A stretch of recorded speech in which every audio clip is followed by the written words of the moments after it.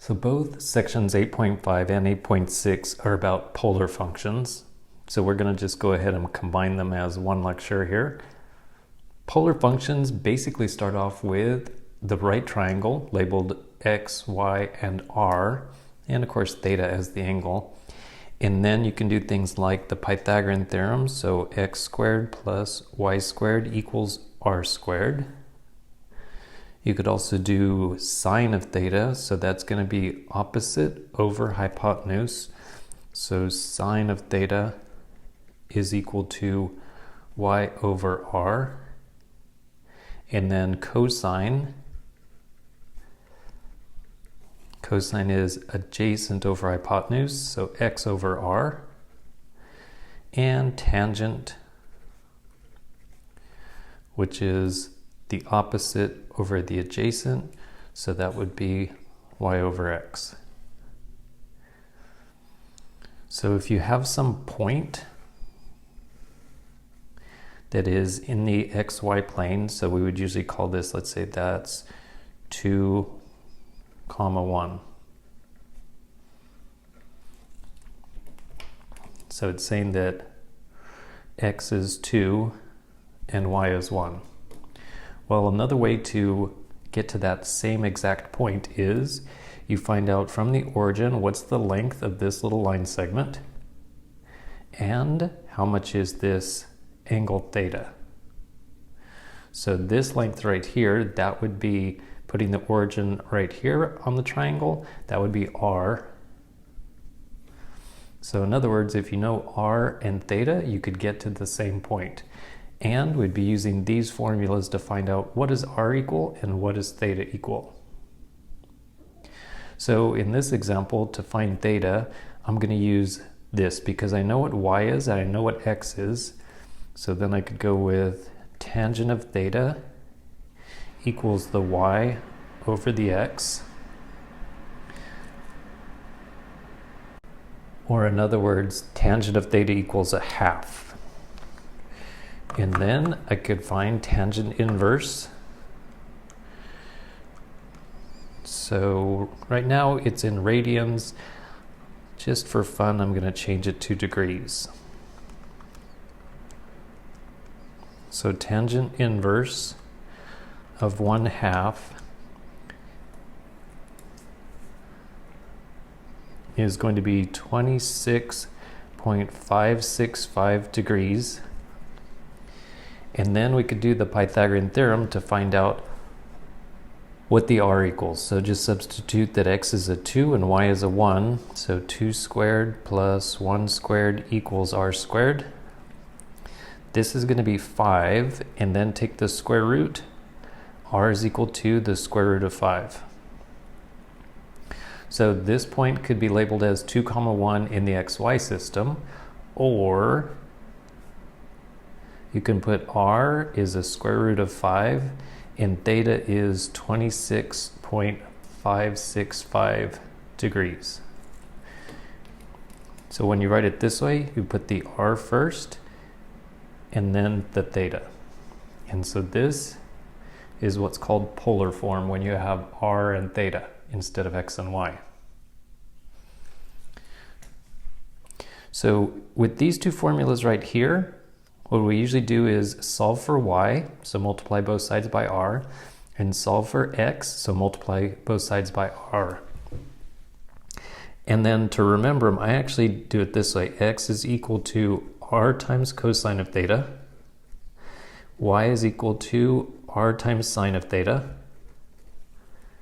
And then that way, these are in alphabetical order. X and then y, cosine and then sine are in alphabetical order. So these two are used a lot. Of course, the Pythagorean theorem is used a lot. And then this is used often, but not as much as these two right here.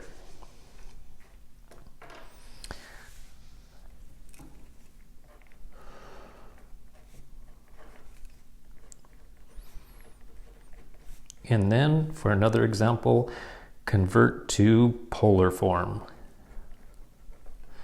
So if it was -4, 7. So if it's saying convert to polar, that means this is x and y.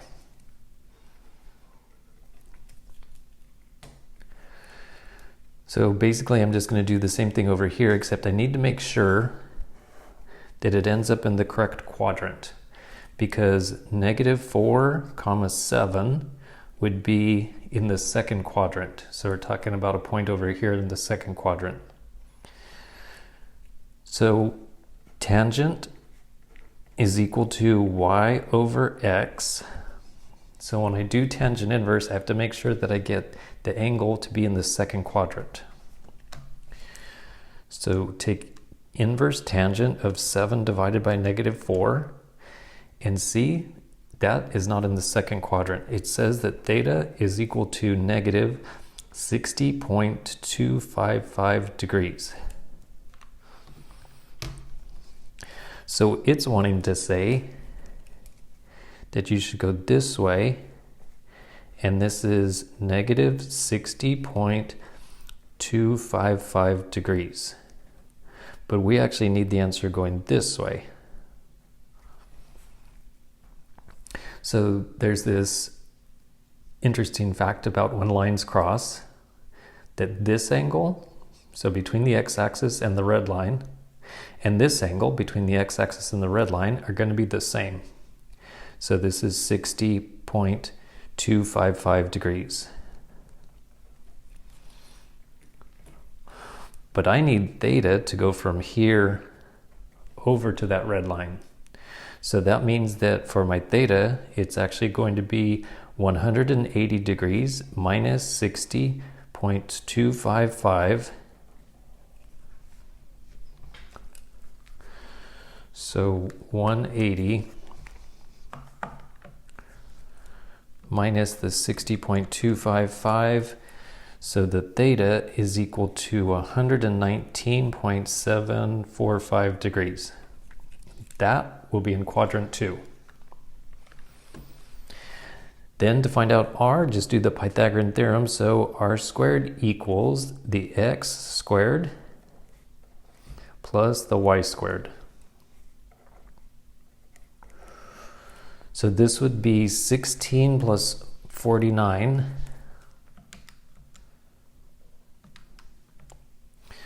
So that's 65. And then take the square root of 65. And you could just leave it like that, or you could get a decimal. I think I'm just going to leave it like that. So then the final answer is the r goes first, and then the theta.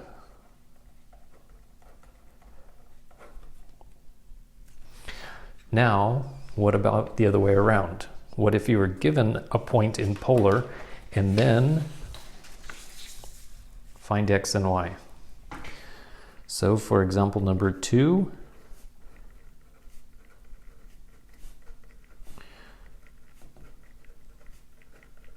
convert to rectangular coordinates, which is another way to say convert to x and y. And then what if it was 2, 3? So if it's saying convert to rectangular, that means that this is in polar, and the r goes first, the theta goes second. Notice that this does not have a little degree symbol on it, so that means that theta is in radians. So anytime an angle doesn't have the little degree symbol, then it's in radians. So we could use the formula x is equal to r times cosine theta, and then just plug in the 2 and the 3. So x equals 2 times cosine of 3. Then I need to make sure that my calculator is in radians.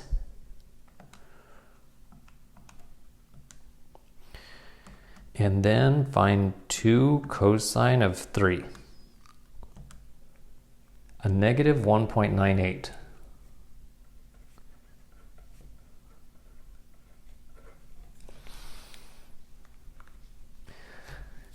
Then use the formula that y is equal to r sine of theta.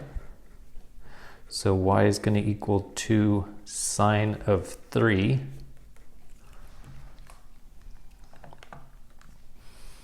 2 sine of 3 is a 0.282, and then write it as a point.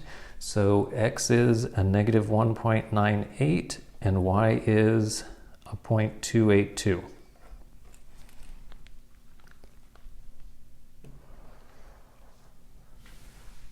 So I think part of the reason that the book puts this as 2 sections is because they do part of it without a graphing calculator, but we should go ahead and use the graphing calculator.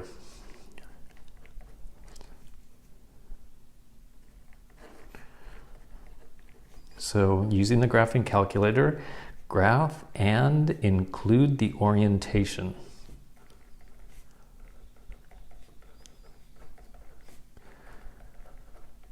Orientation meaning what direction did it go as it drew the graph.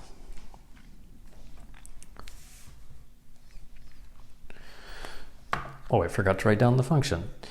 Part A, how about r equals sine of theta? And you might think, well, I know what the sine of theta looks like. Sine goes like this, up and down and up and down. But polar functions are quite different.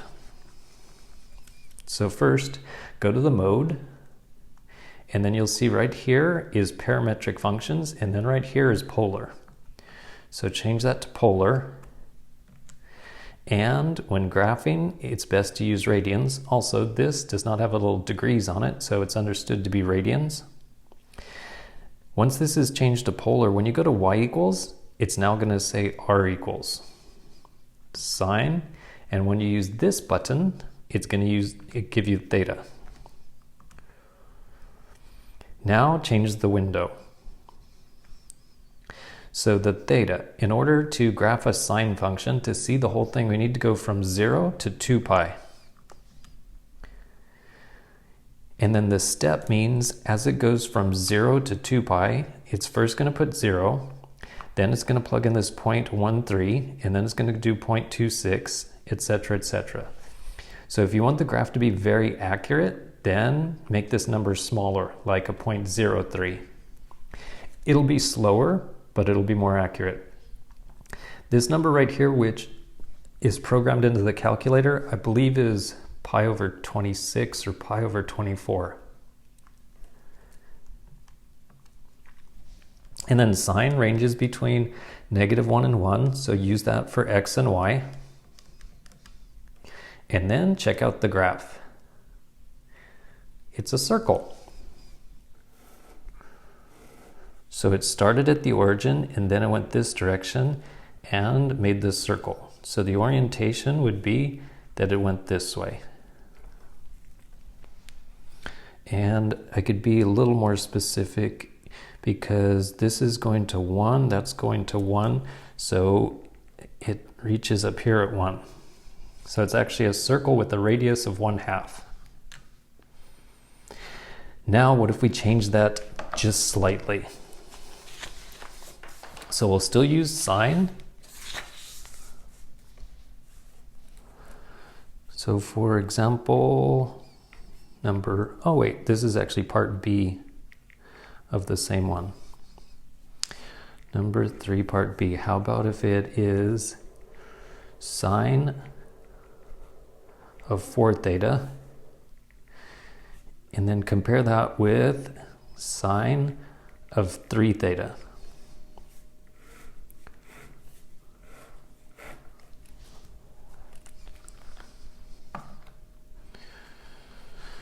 So go back to y equals, and now just change this to a 4 theta. Now go back to graph. And so this is what I was talking about a minute ago, how if you make that number on the steps smaller, it'll be more accurate, because this should not be jagged like that. So I'm going to go back to the window and I'm going to make this a smaller number like 0.03. Now it's going to be slower, but more accurate. So this is a little flower like a daisy, and it has 1, 2, 3, 4, 5, 6, 7, 8 petals. It's actually called an 8-petaled rose. I don't know why they call it a rose. It does not look like a rose. And then the orientation was, it started here and went this direction. I'm not going to draw the little arrows on the whole thing. You can just put the beginning orientation.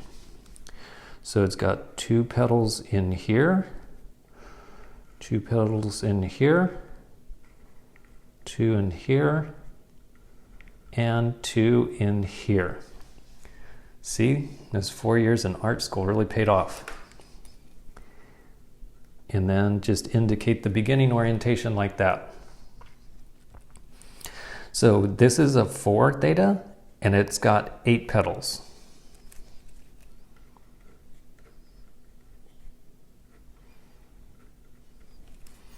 Whenever I go to write the word petal, I have to think, do I put a D here or a T? And the way that I remember is, so that's why there was a pause. Pedal with a D is like on a bicycle. And then ped means foot. So my brain has to think P-E-O-D means foot, T means flowers. Okay, enough of the linguistics. Then what about if it's 3? So is it going to make 6 petals?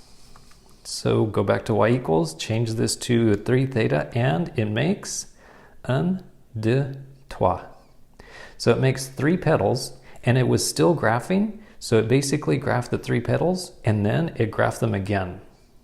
So for this one, if you only go from 0 to pi, it will graph the 3 petals, and then it stops. Let me just regraph it slower. Put it in slow motion and watch. So when this little yellow thing is turning, that means it's still graphing. And the moment it finishes that 3rd petal, you're going to see the little yellow wheel stop. So it finished the whole graph. So it's got 1 petal, and then another petal, and then a last petal.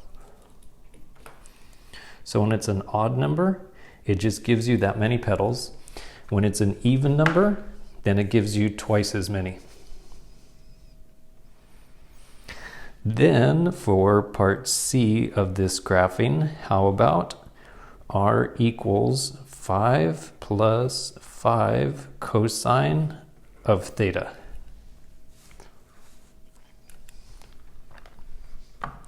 Thank goodness for the graphing calculator. So clear out this one in 5 plus 5 theta. Oops, I forgot to write cosine theta. Okay, so type that in and then change the window. Because with a 5 plus 5, that means it could be as big as 10. So this theta, I should change it back to 0 to 2 pi. This, I sort of like the 0.03. And then x's and y's should range from -10 to 10.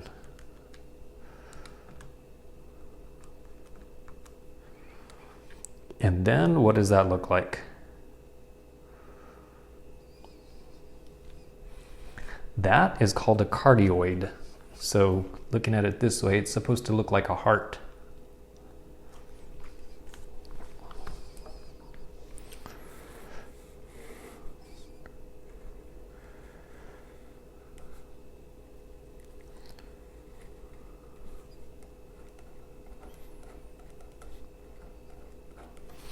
Cardioid, or a heart. And then I forgot to put the orientation. So to have it graph again, all you have to do is change any one of these numbers. If you change any one of the numbers, the calculator is forced to regraph it. Okay, so it started here and then did the top first. So it went this direction and then this direction. And if you want to, you can even put where it starts. So there's the graph. Now, in calculus, sometimes you need to change between the two systems. So for example number 4, convert to polar form.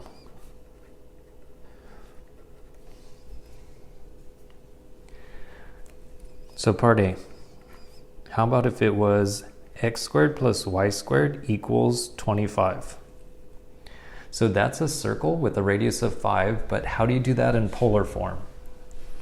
Well, from those beginning formulas, x squared plus y squared equals r squared.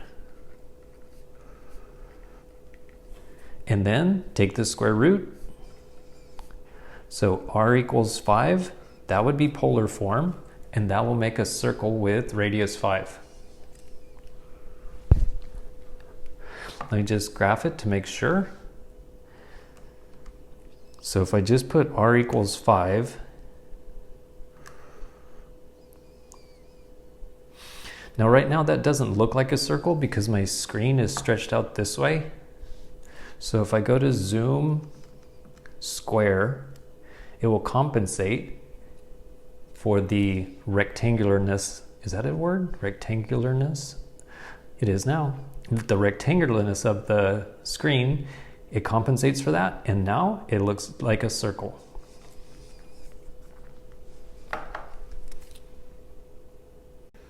And now let's try one a little more challenging. How about x squared minus y squared is equal to 1? So since it's x squared minus y squared, I can't use x squared plus y squared equals r squared, but I can use that x is equal to r cosine theta and y is equal to r sine theta. And then just go ahead and substitute those in for the x and the y. So this first one is going to be r cosine theta is squared, and then r sine theta is squared equals 1. Go ahead and square these. So it's going to be r squared times cosine squared minus r squared times sine squared equals 1. And then what we could do is factor out the r squared from each one of these. It's then going to leave cosine squared minus sine squared.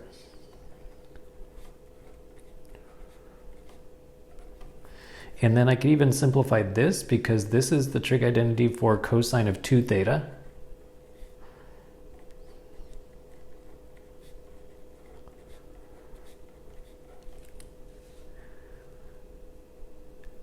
And I could even divide both sides by cosine. When I do that, this side's going to say 1 over cosine, which is secant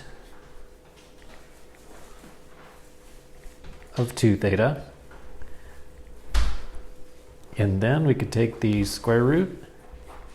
So r equals the square root of secant of 2 theta.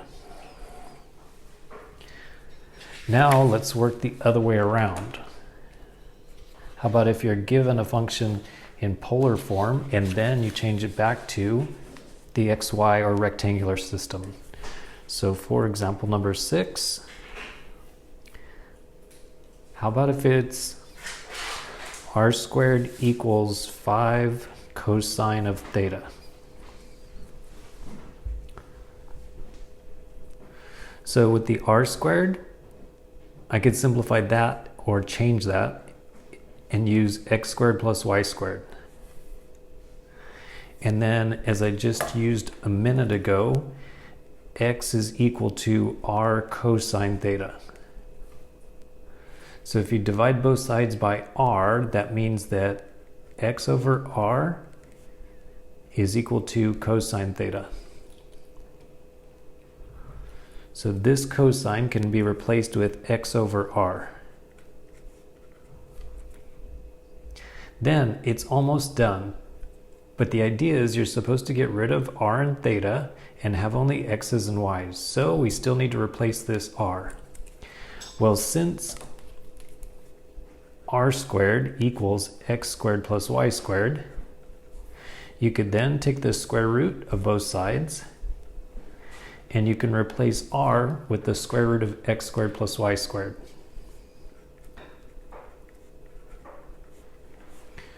So this one will have 5x on the top, and then for the denominator, replace it with the square root of x squared plus y squared. Now all the r's and thetas are gone, so this is rectangular form. So in calculus, there's going to be times when you're actually presented with a problem like this, and you're like, oh man, I'm going to have to integrate that. That's going to be a lot of work. And then you change it to the polar system, and it's easier in the polar system. Or there's times when the polar system looks difficult, so you change the x and y, and that's the easier way to do it.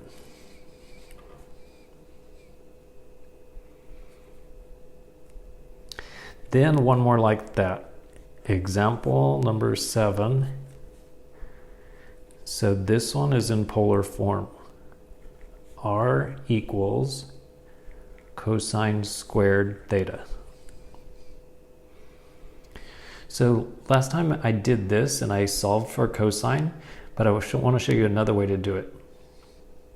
So what I could do is take this equation and I could multiply both sides by r squared. So the left side is going to have r cubed, and then the right side really looks like r times cosine of theta, and the whole thing is squared. Because now I can use this directly, r cosine can be replaced with x. So the right side is x being squared. And on the left side, I could replace r with this square root. So it's going to be the square root of x squared plus y squared. And then it's cubed. And that is in rectangular form. Then one more example. Example number 8.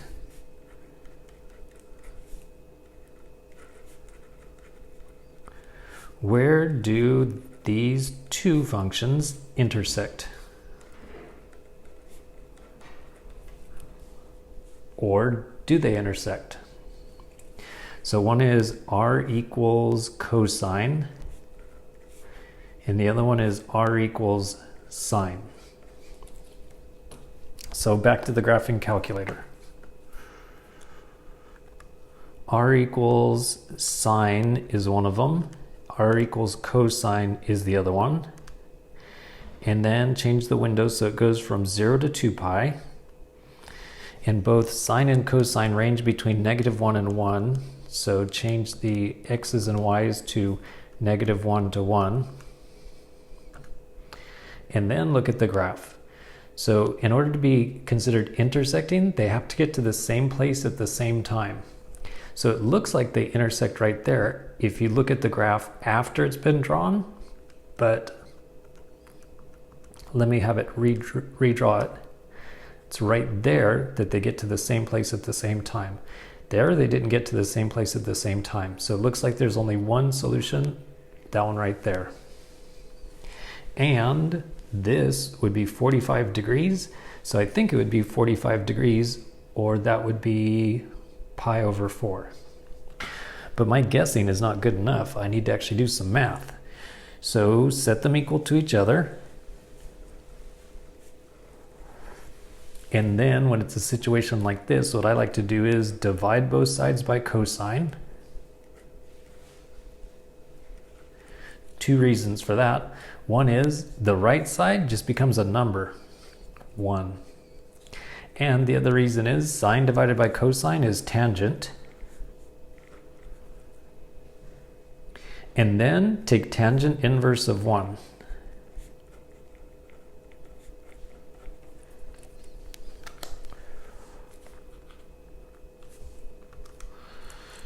So it's in radians, that sounds good. Tangent inverse of 1. And then divide that by pi, change it to a fraction. It's 1/4 of pi. So theta equals pi over 4. And that should be this point right there, because when I was watching it, that's where they got to the same place at the same time. So trace and pi divided by 4. That looks right. Now I'm going to triple check it. what I'm going to do is change the window to go from 0 to pi over 4. And then what should happen is I should see the two go like this, and right as they intersect, the graph is going to stop. So here they go, and right as they intersect, it stops. So doing that little idea right there where I changed the window, not only does it help see that yes, that's when they got to the same place at the same time, but there's also going to be times in calculus when it says, find this area in between them, in between the blue one and the red one. So one thing you need to do is this work first, and then you would have this graph that you need to find the area in there.